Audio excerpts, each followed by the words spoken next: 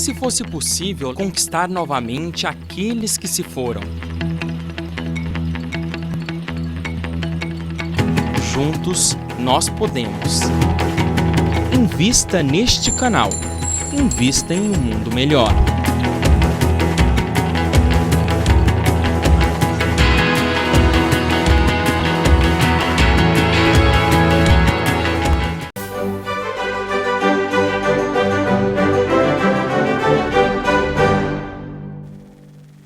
Retornamos com o Filosofando, que hoje está falando sobre um artigo escrito por Kardec na Revista Espírita de 1866.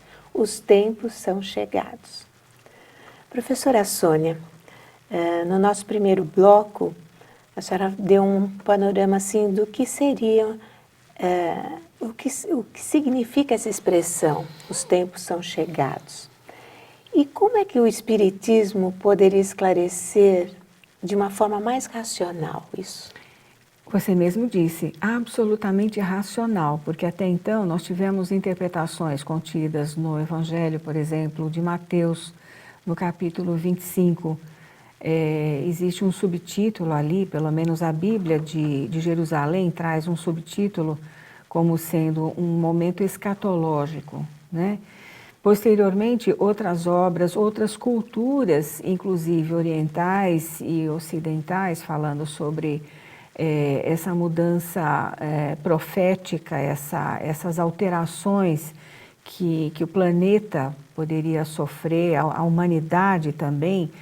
E os espíritos dizem quase como se algo estivesse movimentando no íntimo do ser humano que fizesse com que ele também alterasse as entranhas da Terra. Então as entranhas da Terra se mexem, né? E o ser humano também tem algo dentro de si que ele quer transformar, mudar, modificar. O Espiritismo esclarece tudo isso de forma racional quando ele fala da lei de progresso, né? Que é a terceira parte do Livro dos Espíritos. Nós temos ali o desenvolvimento de todas as leis morais. Essas leis estão na nossa consciência, então todos nós podemos acessar essas leis de forma racional quando nós paramos um pouquinho, refletimos, meditamos na palavra de Jesus, na palavra dos Espíritos superiores e procuramos coadunar todo esse conhecimento com a nossa vivência, com a nossa vida, com tudo aquilo que nos cerca. Allan Kardec diz no livro A Gênese, que surge em 1868, esse tema que já havia sido desenvolvido pela Revista Espírita, ou na Revista Espírita, por ele próprio, ele diz que essas movimentações, esses estímulos, esse empenho a mudanças gerais, generalizadas e até individuais, se dão de duas formas. Uma é lenta, gradual e insensível. Então, até inícios do século XVIII, a humanidade caminhava devagar, né? Progressos locais, né? Mas lentos. A partir do século XVIII, há uma revolução no pensamento humano. Então, acontece o que ele está dizendo aqui, mudanças bruscas. Então, a partir daquela data, nós já podemos sinalizar, segundo Allan Kardec, como sendo o momento adequado para isso que ele próprio chama de transição.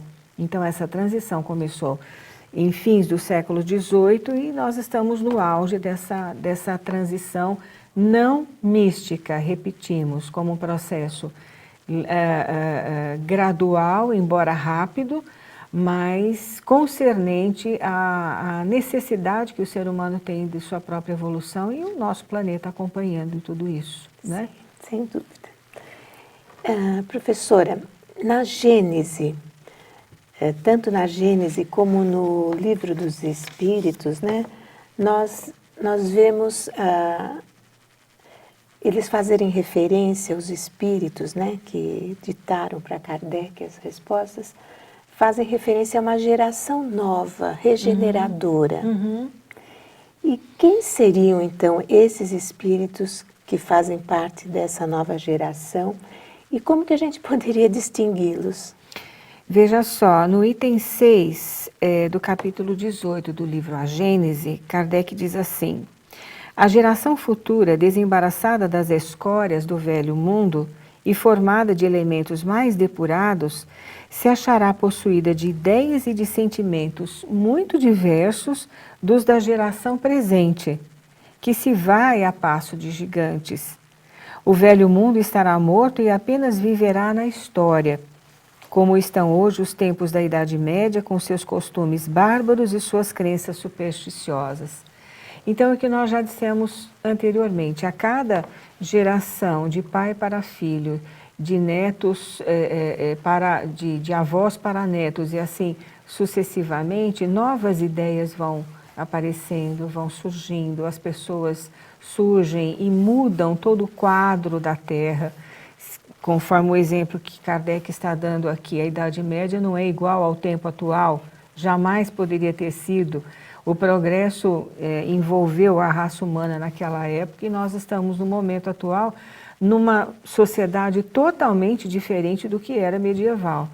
Mas o senso moral continua um pouco atrelado ao período medieval.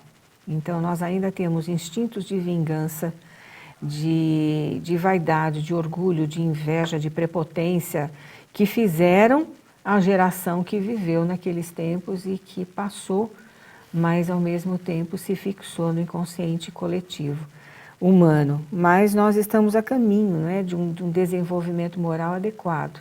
E as provas e as expiações nada mais fazem do que nos incentivar a esse desenvolvimento. Então, essa história de crianças cristal ou índigo não tem nada a ver com essa nova geração que a gente vê presente nos livros como a Gênese e na revista. Não, sabe por quê? Porque essa criação que teve início nos Estados Unidos por um grupo de pessoas, e eu convido ao nosso telespectador que investigue tudo isso, para que possa realmente entender, né, aonde que essas pessoas que criaram essa ideia querem chegar. Mas, na verdade, o que os espíritos dizem? Todos nós somos geração nova, todos nós, porque os espíritos se sucedem nas reencarnações. Então, nós somos constantemente geração nova. Seremos aquela geração esperada, tão esperada, de espíritos mais iluminados a partir do instante em que nós realizarmos a lei de progresso em nós, que não está apartada da inteligência, mas é a somatória, inteligência, fraternidade, solidariedade, respeito à vida e ao próximo. Faremos um breve intervalo e retornaremos em instantes. Obrigada.